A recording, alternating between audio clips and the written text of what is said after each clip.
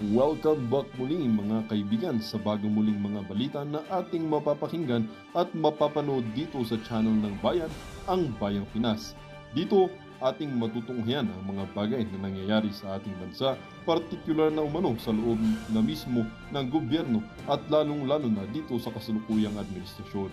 Ngunit bago ang lahat, kung bago ka pa lamang sa ating channel ay siguraduhin mong ikaw ay mag-subscribe, pindutin ang notification bell at syempre piliin na rin ang all upang lagi kang maging updated sa mga balitang bago, totoo at walang bias.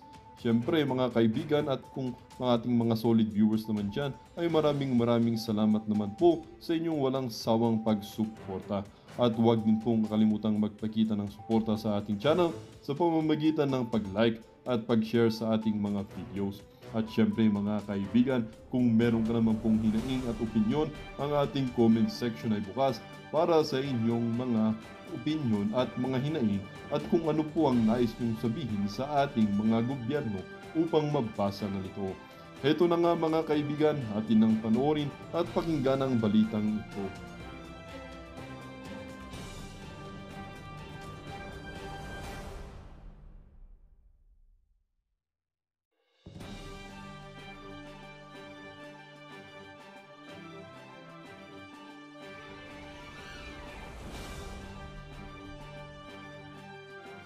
Bigyan ng US dokumento diyan sa Amerika, no? Oo, dapat isabay na diyan itong si Erwin Tulfo para hindi na magnakaw ng identity, di ba? Sama ka na diyan sa mga Afghan na yan pagka dinala sa Amerika. Di ba? Ang laki-laki ng Amerika.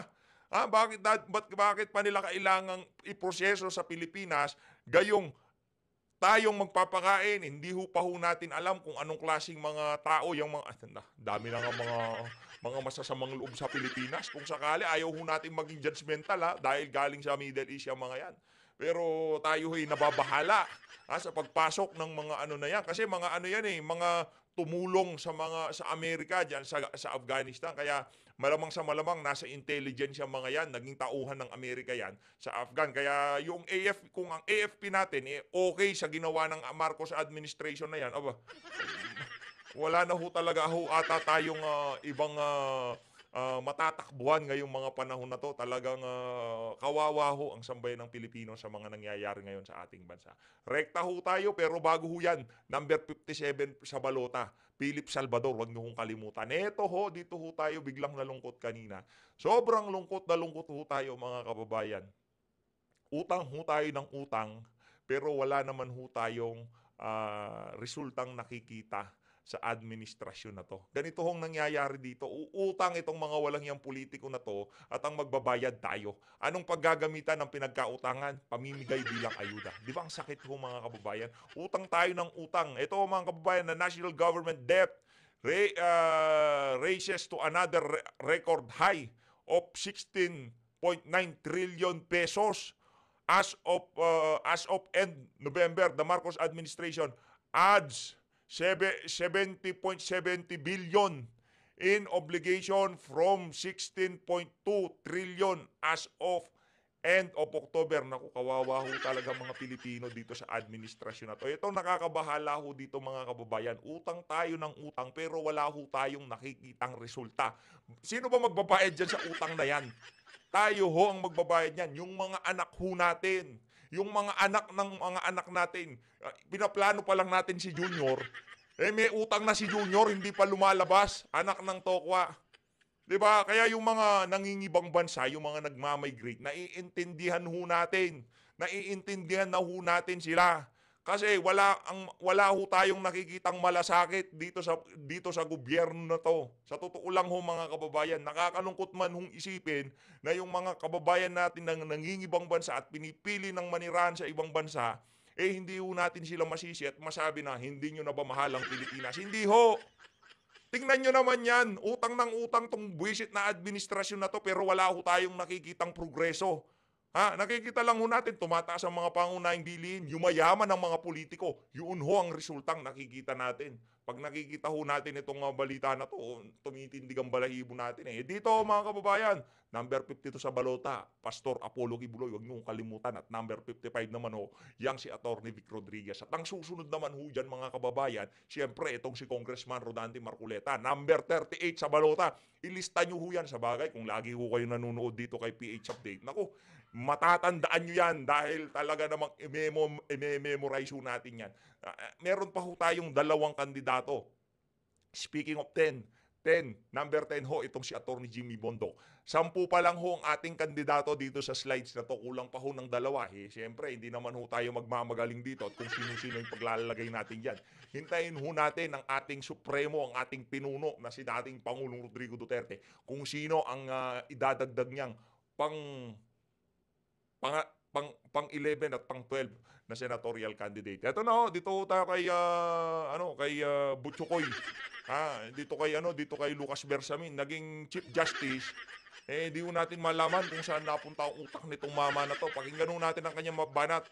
Dahil tinanong ho siya ng isang media dyan sa Malacanang, kaugnay dyan sa pagkakatanggal nitong si Vice President Sara Duterte at itong si dating Pangulong Rodrigo Duterte bilang kasapi ng National Security Council. Ito ang sagot nitong si Lucas Bersamin. Philippine Star. Secretary Bersamin, sa ibang paksa naman po, the former allies of, the allies of former President Rodrigo Duterte are criticizing the reorganization of the National Security Council. Attorney Panelo claims it smacks of bad politics and it's meant to target the Vice President, while Attorney Roque is questioning whether it is a prelude to martial law. Kasi dinanggal daw yung mga Vice President noong time ng unang Marcos admin. What do you say to those criticisms? Walang bagay, ano. Meron akong nabasa na something that reminded me that Panelo, during his time as presidential advisor, was also advocated the exclusion of then Vice President Leni Robredo. No? So he has no moral authority to question the decision of the President. Mamaya ho, sasagutin yan itong si Atty. Salvador Panelo. The second thing that Pero ang problema, kahit merong panukala na ganon, itong si Panelo, doon nung mga panahon na yon, tinanggal ho ba itong si Leni Robredo bilang kasapi ng National Security Council nung panahon ni Tatay Digong? Kasi abogado itong si dating Pangulong Rodrigo Duterte at merong delikadesa. Kahit ano pang naririnig niyang alingas-ngas, di niya pinapakinggan. Ito ho ay isa lamang katunayan at testimento na ang ating Pangulo ay bangag. Isang alingas-ngas lang na, tanggalin mo na yang si Digong, tanggalin mo na yang si Sara, miyembro ng National Security Council, no? Kasi ano yan hindi na nga ho nila iniimbitahan sa mga pagpupulong diyan sa council, tinanggal pa ho nitong mga. Ang tanong, nagpupulong ho ba sila at kung ano ang pinag-uusapan nila, yung pagpasok ba ng mga Afghan national sa ating bansa? Yun ho bang pinag-uusapan ng National Security Council? Naku po! I share is this. Look at it this way. The National Security Council is an advisory body.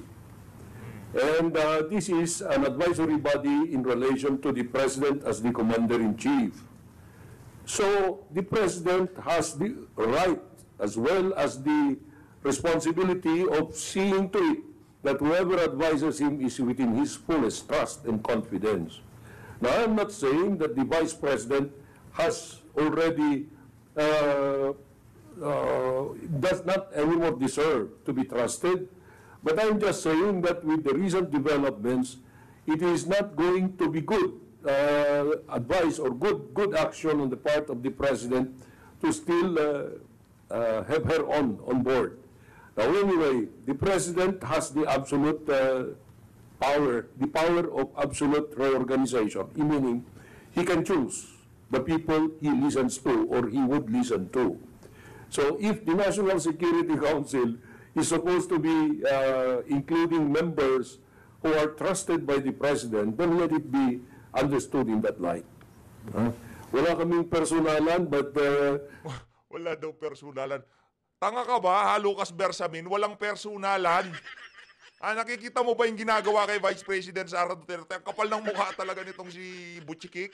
Kamukha ho niya yung si Yoyoy Villame, yung kumanta ng Butchikik, yung mama na yan. Buisit na matanda na to. Alam mo naman, matanda na rin naman ho tayo. Halos naging kaklase nga ho natin ng kindergarten yung si Lucas Bersamin. Kaya kahit tawagin kong matanda yung walang yung matanda na yan, okay lang.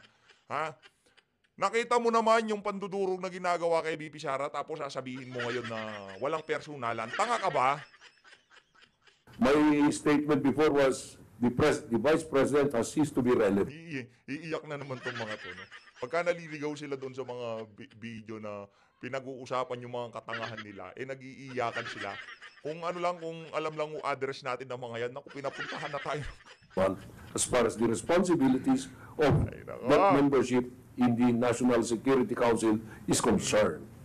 Secretary, how about the question of Attorney Roque that the President is supposedly, whether the President is considering martial law because of these changes in the NSC? Alam mo kung iniisip mo yan lagi, that's malicious. Because the Constitution is very clear when may a President declare martial law.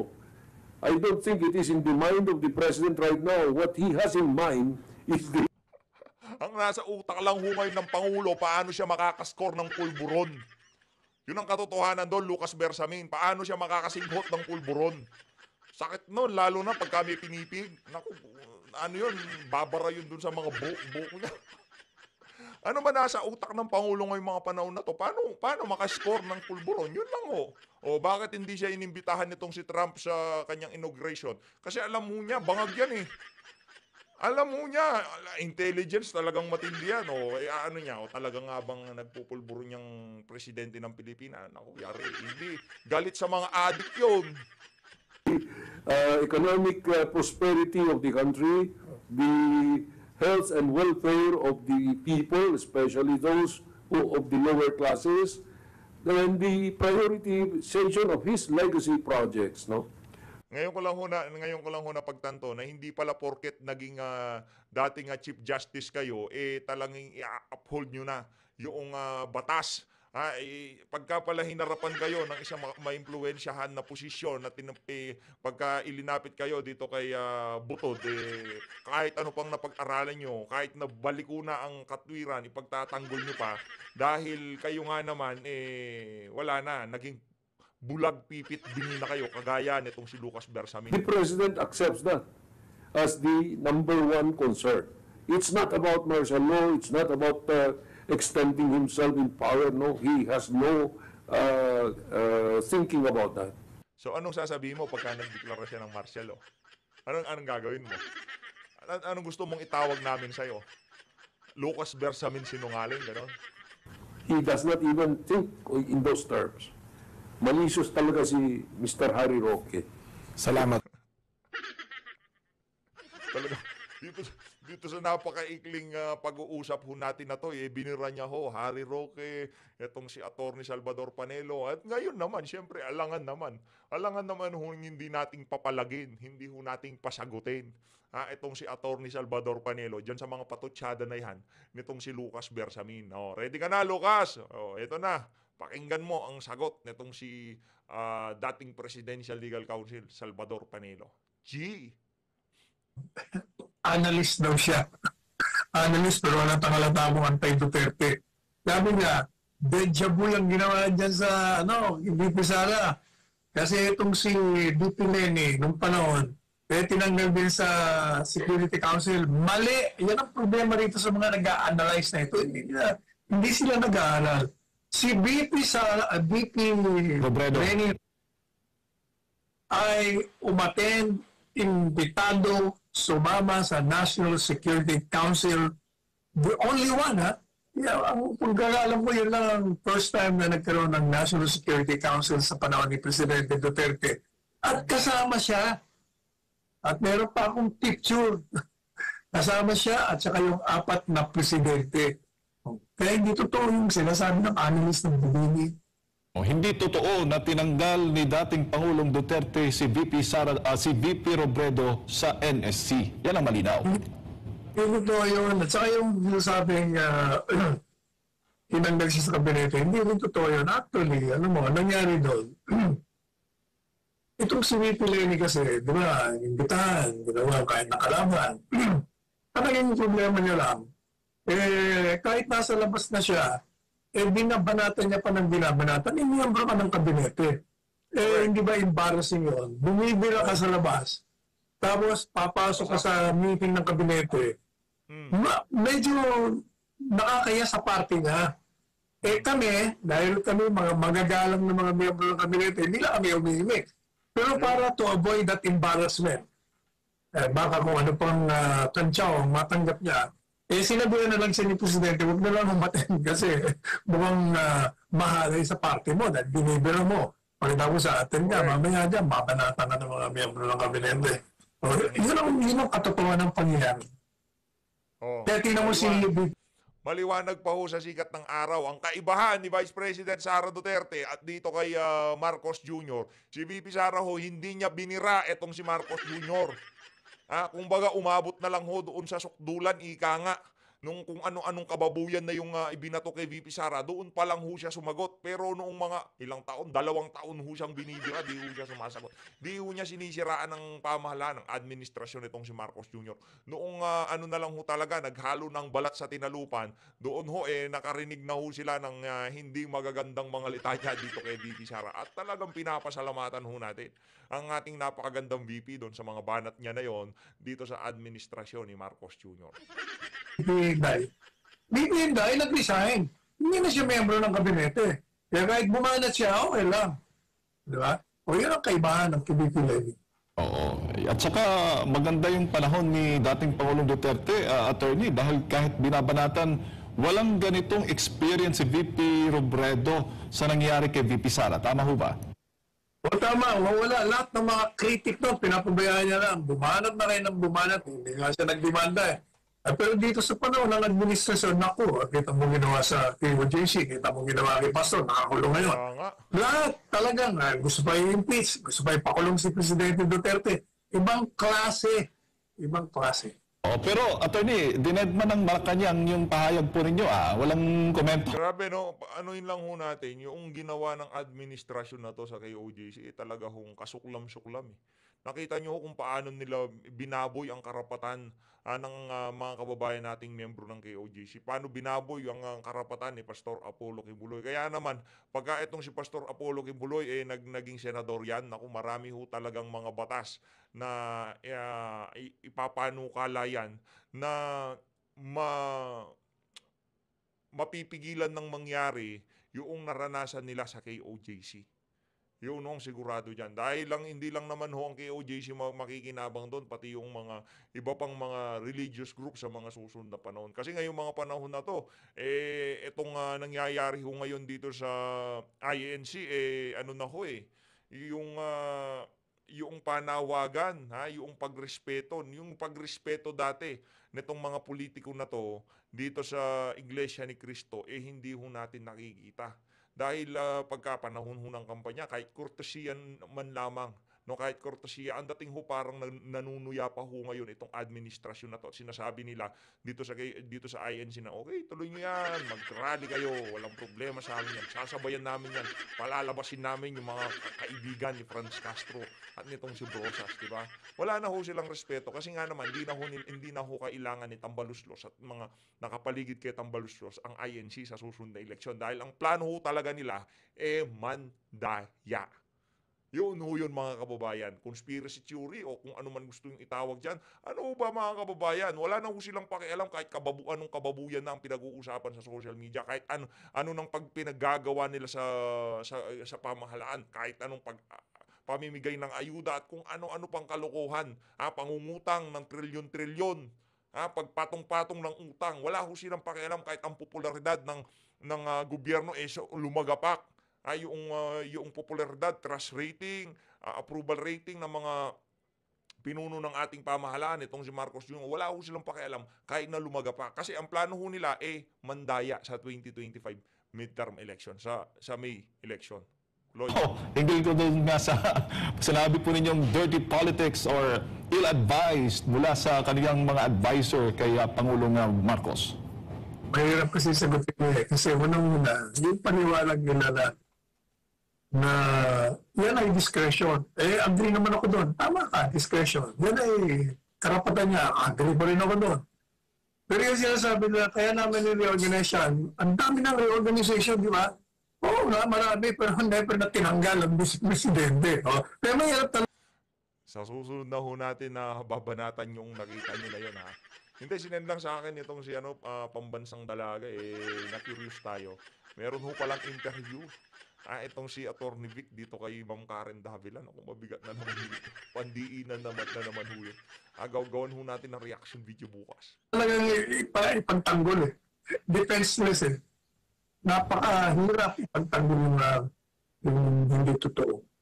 Pero maraming nagsasabi dito, Attorney, after dong pagtanggal kay VP Sara sa NSC, ay lumabas itong balitang pagtanggap naman natin ng mga Afghan refugees. Hindi ba, kung maalala mo, si VP Sara ay kontrang-kontra dito sa pagtanggap na ng mga Afghan nationals dito sa bansa? Alam mo, kahit na kinontra yan ni VP Sara, gaya ng sinabi ko kanina, yung Amerikano, sa interest nila yan. Eh tayo naman, mga nakaupo naman, masyado naman tayong sip-sip sa kanila. Binigyan nga sila ng mga base militar eh. Kaya kampi. Kaya kahit ako kontra yan, kung ang sabi ng presidente, itong gawin natin, yun ang masusunod. Yun na yun. Sabi mo nga, sip-sip, posible bang babango yung Marcos administration sa kasalukuyang o sa papasok na administrasyon ni Trump?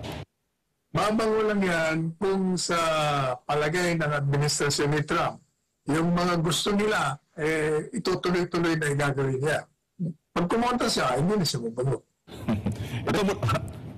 Kaya tinanggal. Si si dating Pangulong Rodrigo Duterte lang ho ang bumango sa Amerika kahit na hindi napagbigyan yung ibang mga request nitong mga Amerikano na to. Kasi pinababa niya yung stay ng military basis.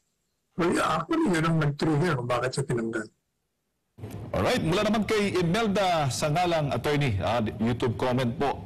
It was a response to the November demand of VP Sara Duterte for a written explanation of why she wasn't invited to any NSC meeting, if at all, if there were meetings to provide her copies of the minutes, etc. This removal from NSC was BBM's response. Ganyan sila. Walang sagot. Pero, gurguran. Yan po, Attorney. Ganyan talaga. From M. Santiago, Attorney, sabi dito, hindi ako sang-ayon sa panukala mo, Attorney Sal. Hindi siya na dapat edukado ang mga botante.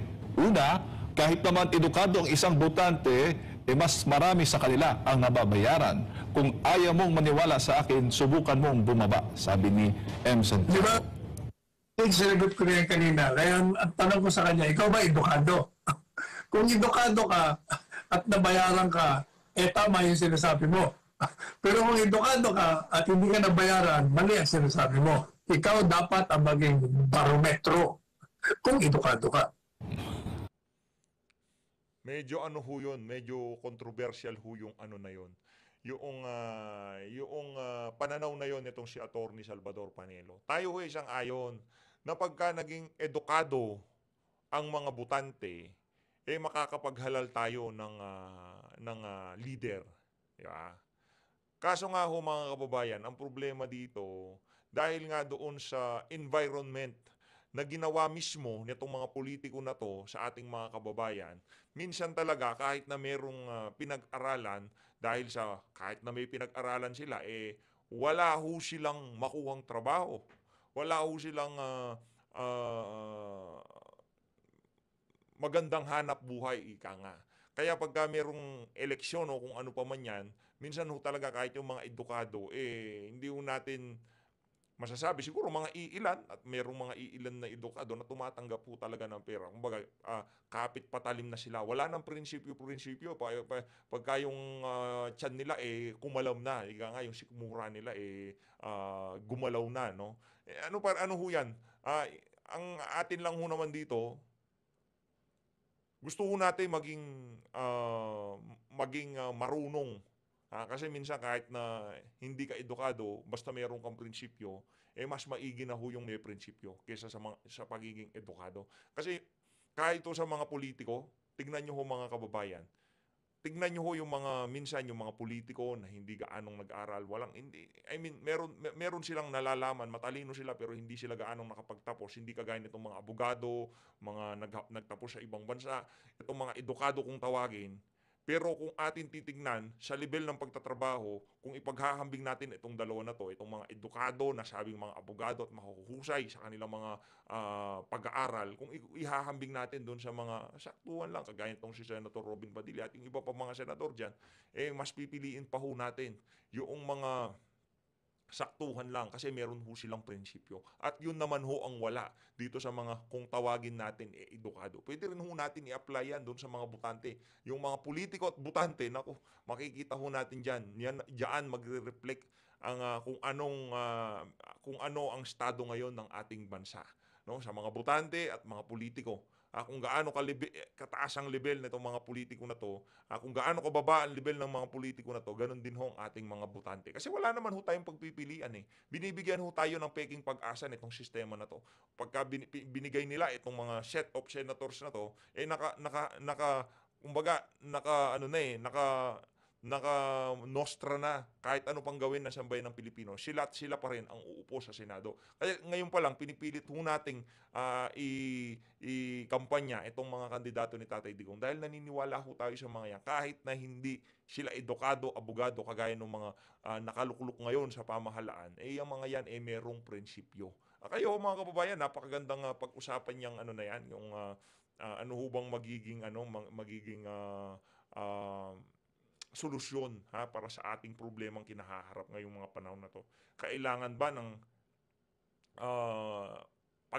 maging edukado na o maging educated na yung mga butante o magkaroon sila ng tunay na pagmamahal sa ating bansa? Kasi dalawang magkaibang bagay yun yung pagmamahal sa bansa, prinsipyo, at yung pagiging edukado. Marami ho kasing edukado na magnanakaw at marami naman hong walang pinag-aralan pero mayroong mga prinsipyo.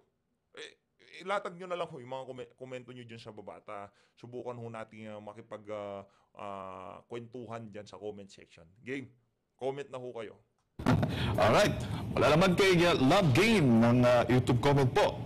Good morning po, Atty. Sal Panelo. God bless you always. Ako po ay pinanganak sa Davao City at nakatira dito sa Japan for more than 30 years. 3 kapatid ko po at nanay ang namatay na wala ako sa piling nila. Dahil po nakakatakot tumira sa Pilipinas dahil sa droga at mga Pilipinong gumagawa ng masama. Dahil sa kahirapan at higit sa lahat, ang korupsyon.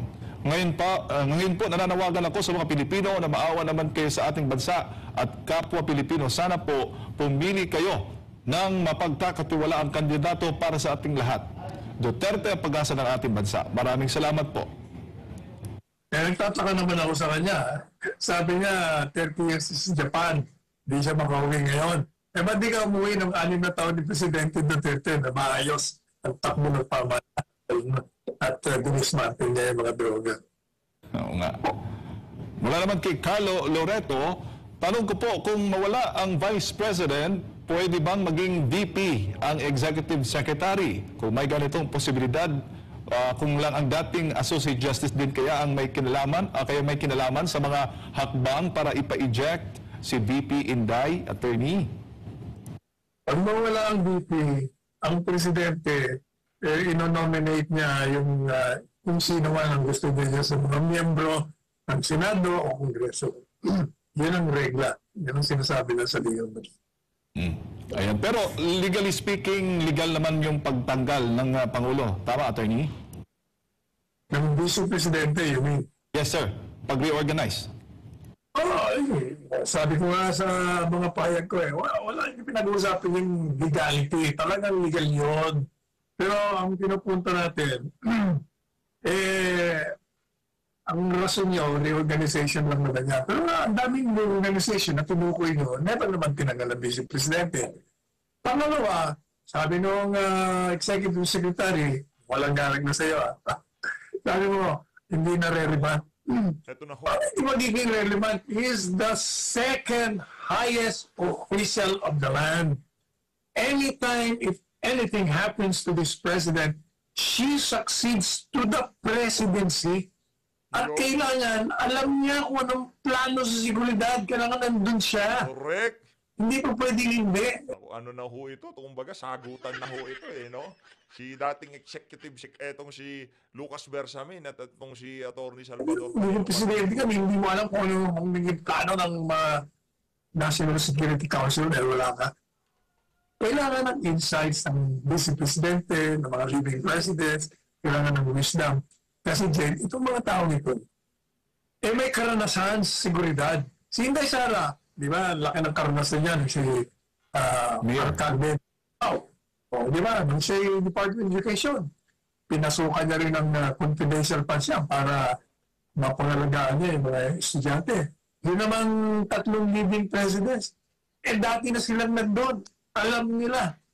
Madalit sabi, hindi mo dapat tinatanggal mo. Ang ginawa niya, tinanggal niya yung apat. Nagdagdag naman siya na ubod ng dami. Puro naman mga anti-Duterte.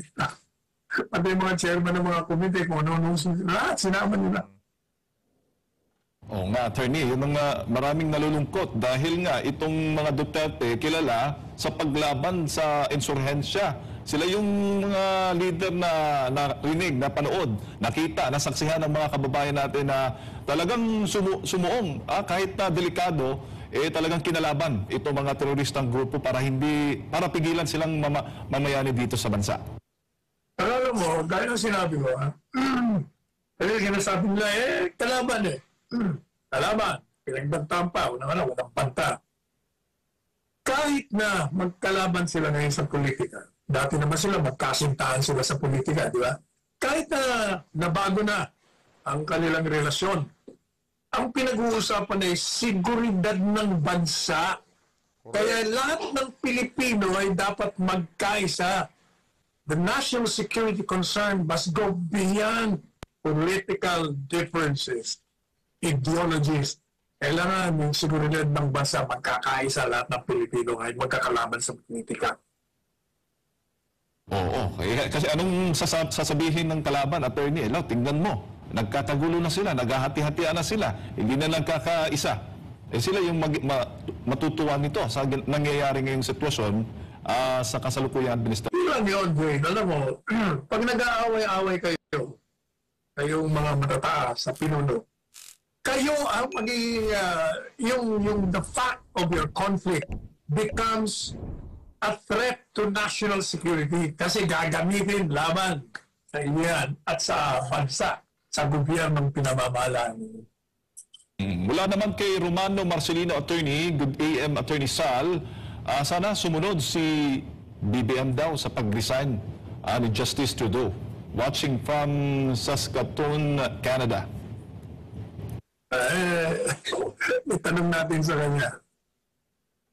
Mula naman kay Boy Jack, good morning, attorney Sal, tama ka, ang mga leader sa ibang bansa may hiya sa sarili. Dito sa atin, mas matigas pa sa bato o mukha. Nakakadismaya, puro hearing para sa kanilang interes, hindi para sa bayan. Kailan kaya magkakaroon ng pagbabago sa ating gobyerno? Siguro kung may revolutionary government na tayo. Yung. At lalo na sa nalalapit na eleksyon, attorney, dapat hindi maging bayaran. Wala ako dyan, wala akong mawalang galang na, pero kung ano ang naging kakaran ng mga nakarangalalan, ganun pa rin ang mananatili. Dati hindi mo binibigyan ng formal na edukasyon ang mayoriyang ng sambayanang Pilipino, lalo na Edukasyon, naturuan ng ang sambayan ng Pilipino na magkaroon ng tunay na pagmamahal sa ating bansa. Yun ho ang siguro tinutukoy na edukasyon nitong si Atty. Salvador Panelo. Yun ho ang kailangan natin, yung edukasyon para maturuan kung paano mahalin, pagmalasakitan ng mga Pilipino ang ating bansa. Yun ho yung edukasyon na kailangan natin. Pero yung pagiging doktor, abogado, dentista o kung ano pa mong pag-aaral yan, sa tingin ho natin, di ho hindi nakakatulong yan. No, hindi, ang importante dito yung prinsipyo, yung alam, di ba? Yun ang kailangan natin ngayong mga panahon na to. yung mga voters, wala. Ganun pa rin tayo.